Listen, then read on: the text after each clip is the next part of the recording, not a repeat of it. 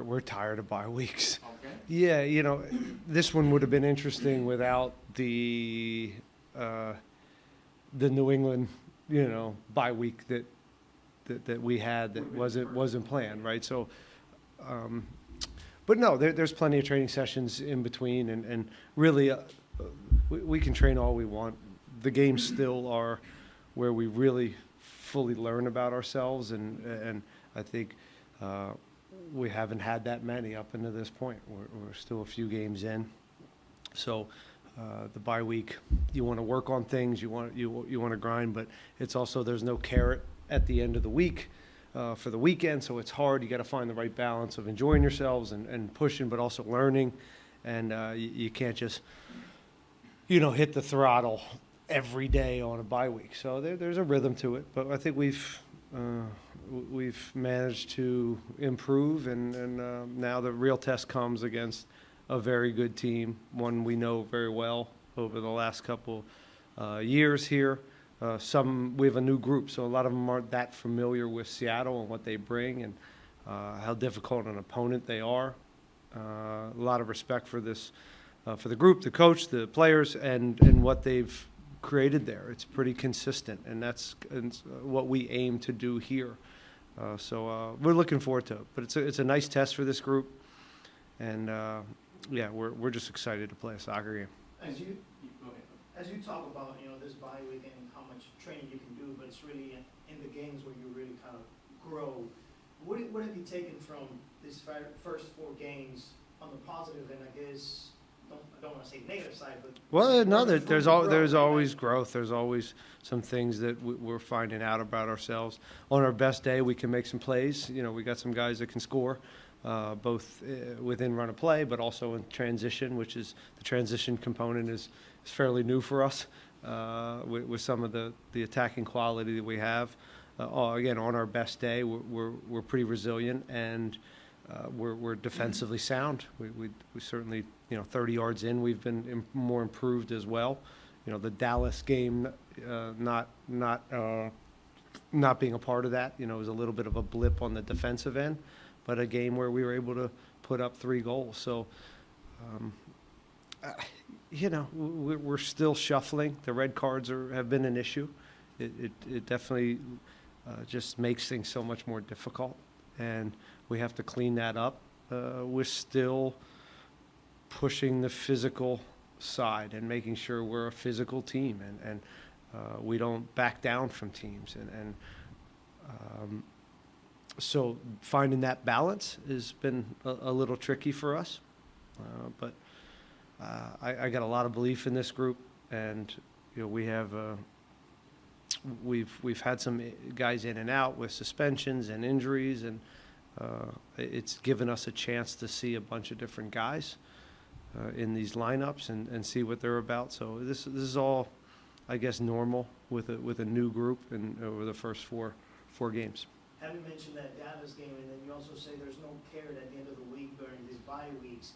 Is there a bad taste of mouth, if you will, where the way that game was lost, you had to lead 3-2, kind of come back this week? Certainly the week leading, or the week following that, it's a moody week. It changes your whole bye week and the mentality. And but you usually get it out of your system. You have a week to kind of put that to bed, and then you're really turning the page and focusing on Seattle and also just some of our principles and some of our staples that we need to continue to grow in.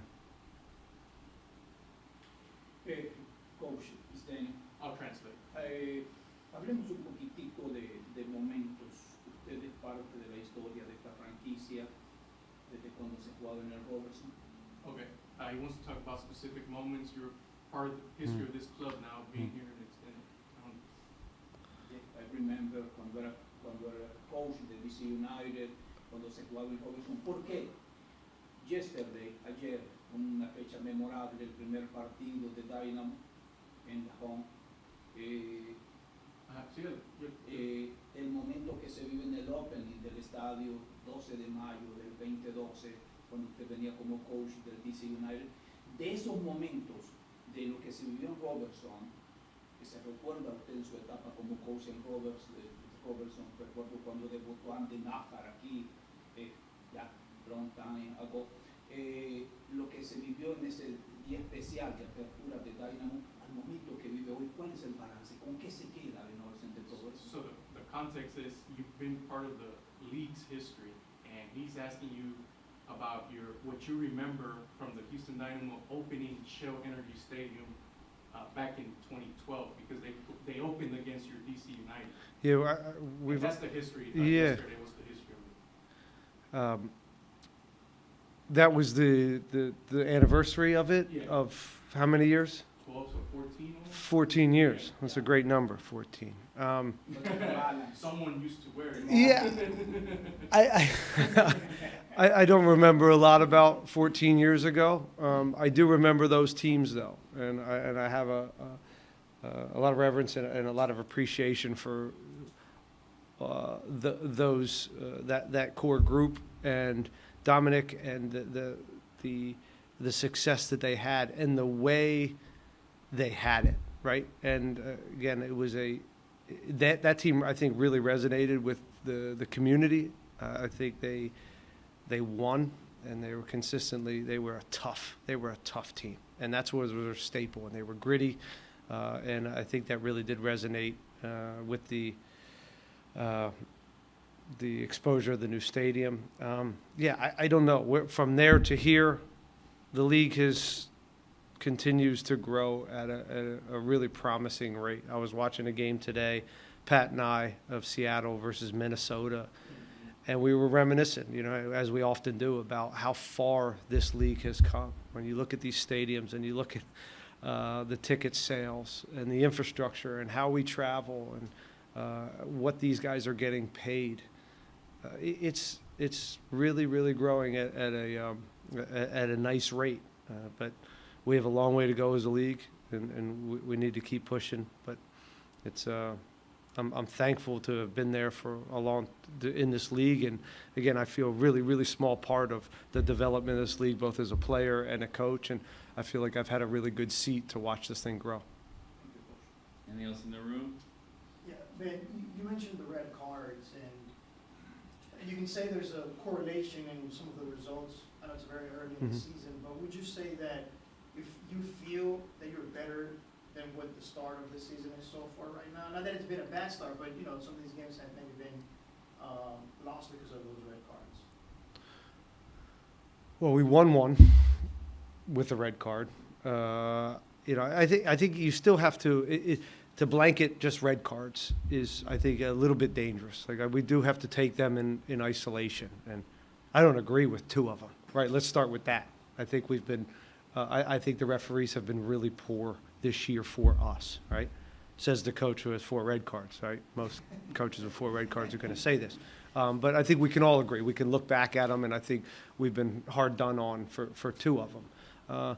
But that's just an excuse, and we have to now focus on how we can prevent that, because yes, it puts you behind, and it does not give you the best chance to win, to state the obvious.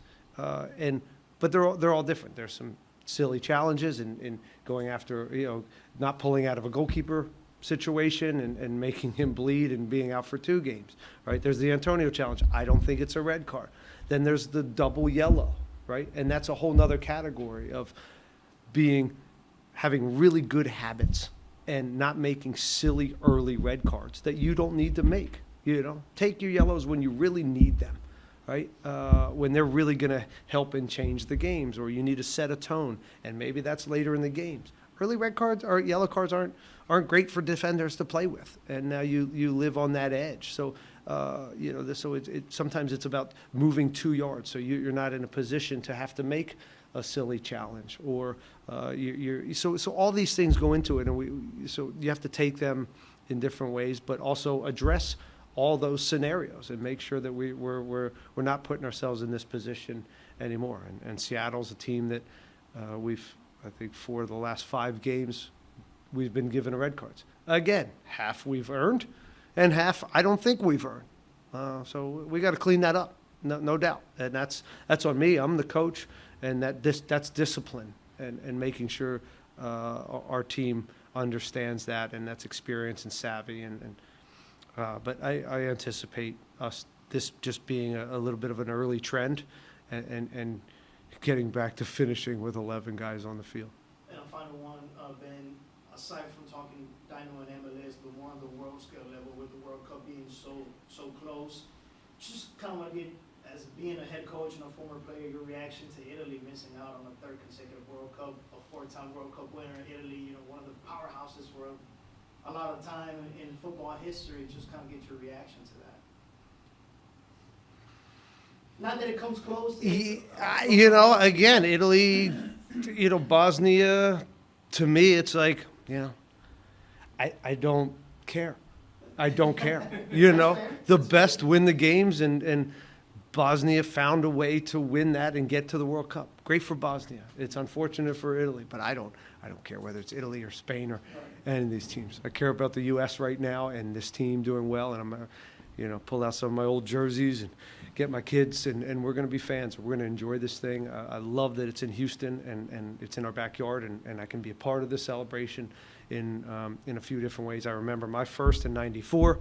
I was there. I was out in Chula Vista with the youth teams, and they were driving us to L.A. I was there for my first one of my first early live games was Colombia, USA, in the Rose Bowl, in the famous Escobar game. So this was when I was like, oh yeah, I need to be on that field. And then to, at some point, actually step onto a World Cup stage in Germany was an incredible moment for me, something I'll always remember.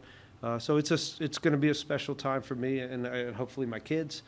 My wife, I'm not sure she cares too much, but the kids are into it. And Italy, we had a famous game against Italy in Germany, the one where the red cards with Pablo and I think it was De Rossi and Brian McBride's big welt. So that was an epic game in Kaiserslautern. And I remember we landed into the K-Town base, which was a cool. I think we stayed a night in Kaiserslautern military base. So again, a lot of memories come back when this stuff comes to our town, and I'm just excited to enjoy it all. We've got one last one. With Eddie and Halter out this week, how important is getting Agustin Resch prepared, for an opportunity this week, and how important is he to the back line?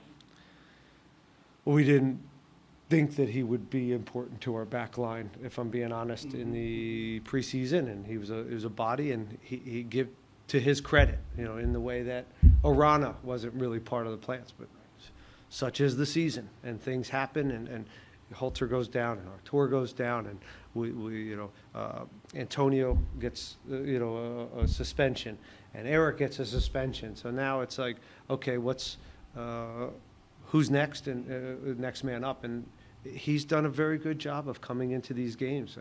This kid was playing college soccer, and not the greatest kind of division in college soccer either. He wasn't constantly tested, and he comes here, and he's done very well.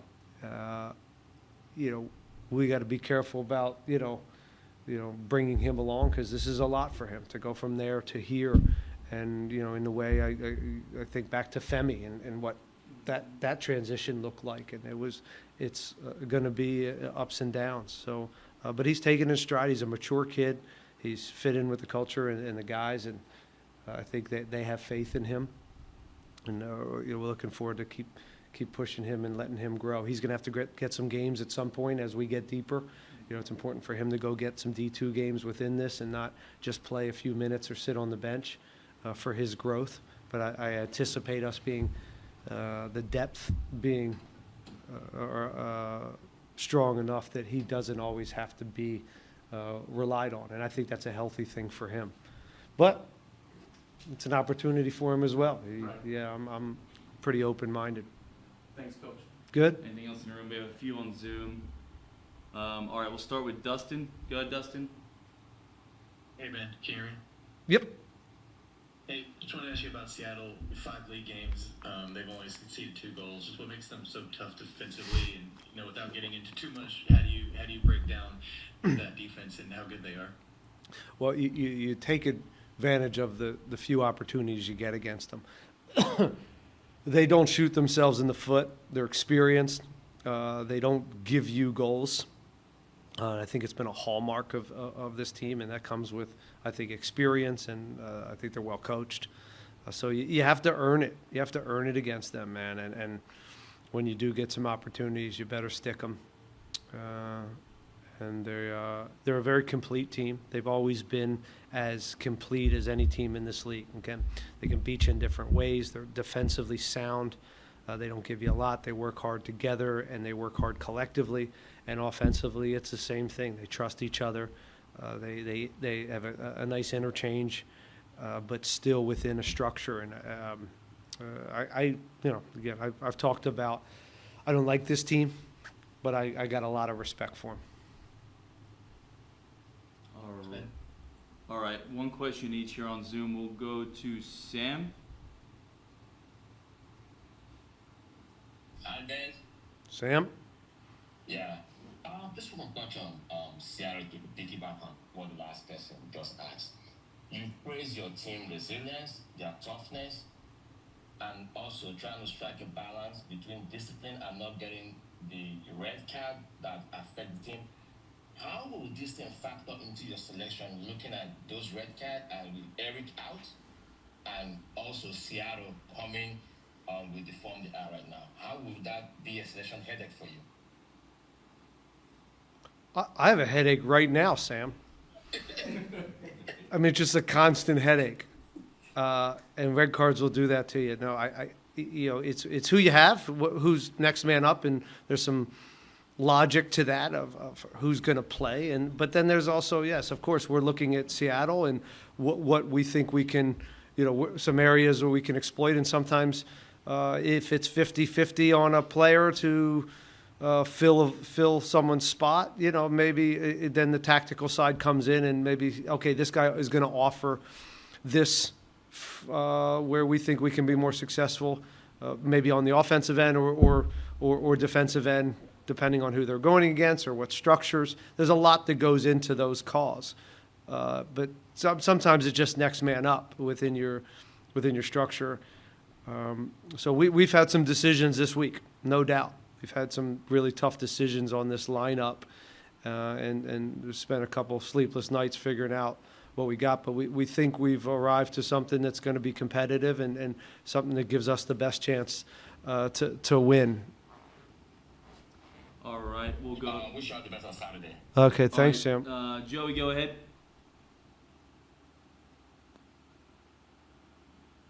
Hey, Ben. Pat mentioned the other day about how excited Linger was about the Czech Republic qualifying for the World Cup. He's one of those players who's kind of on the bubble of that roster. He played a little bit in their qualifying, didn't get called up to this last camp. Yeah, how much of a fire is lit under him right now for this next stretch of games before the World Cup roster? Yeah, well, if today's training was any indication, he's fired up. He's fired up, and there's been a lot of trash talk. We got Polish in there. We got our head chef is from Iraq, so he's pumped. He's in there celebrating, and then you got Linger. We've got some ties to Italy too, so it's been a fun kind of banter in the locker room with all of this drama, and it's been a fun week in that way. But to answer your question, I think Linger was excited, and he's been training at a really high level. And I got a lot of love for the guy. We've asked so many different things, and he finds himself out of the starting lineup, but he'll play anywhere, and he's constantly telling me, I can do that. I can do that too, Coach. So he's a guy who wants on the field, and he wants to prove himself. And the times that we've used him, even at wingback, we know he can play the 9. He can play in both 10 spots. He'll tell you he could play holding mid or center back. He just wants to get time, but he's always, even if he doesn't get the minutes he needs, he's a guy. He's a warrior, and he trains very hard and brings the level up of this group. All right, Jorge, go ahead. Hi there, Coach. Hey, Jorge. Coach, I think maybe this hasn't been a question that's been asked, but Hector's performances against Portland, false 9, if I'm not mistaken, against Dallas, he plays nearly the entire game. Just your takes on, his performances and how you plan to utilize him. Well, if you looked, we've utilized him in different ways with different partnerships. He's played in that kind of 10, false 9. He's played, with in certain scenarios in the game as a double pivot. At times with Jaji and a holding, more with a 6. Sometimes we're playing with 2 8s. Again, we know what he offers, right? I've had enough experience with Hector. We know how he can change the game and what quality he has. So we'll just continue to, see where he fits into this. And it's been a balancing act.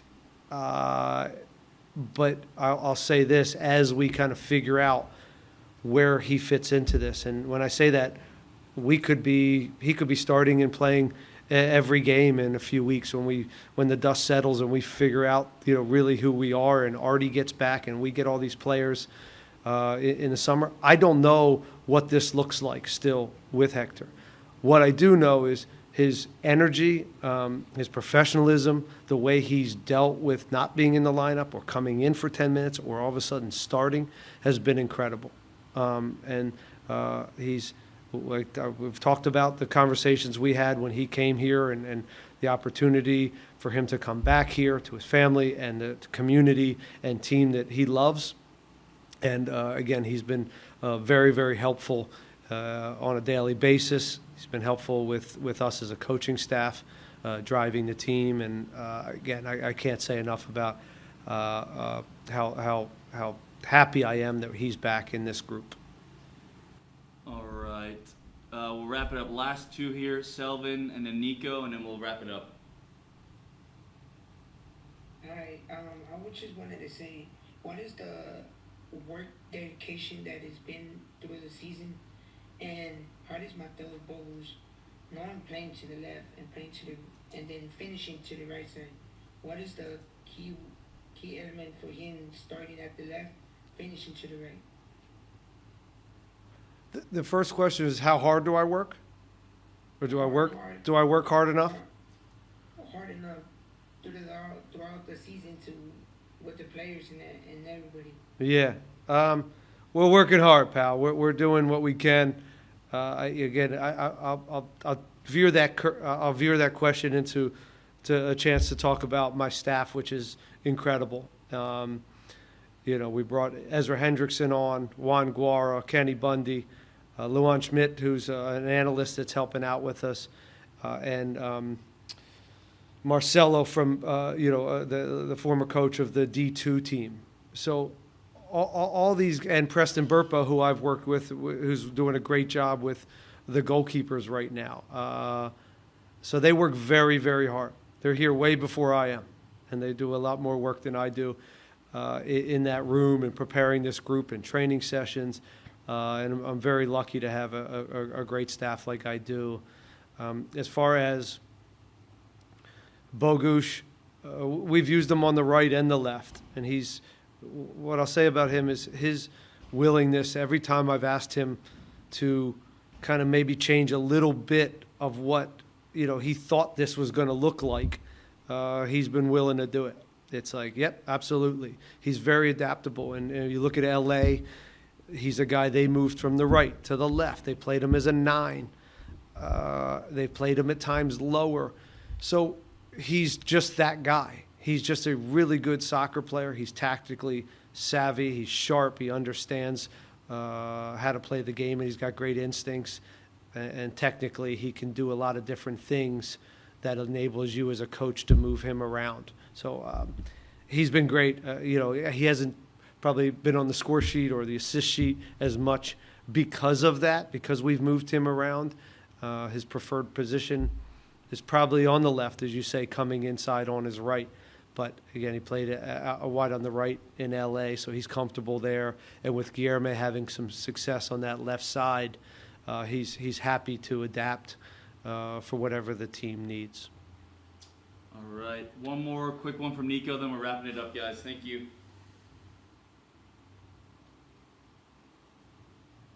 Or maybe not. He jumped up. Nico left. He was like, I'm bored. Oh, you're there now, Nico. Okay, There you what's are. up? Okay. Welcome. Yes, I'm at the end of the batting order here, so Uh, I'll try to go left field. Brian Smetzer, yesterday, he put you in this category with Bruce and him as the old guys, of MLS.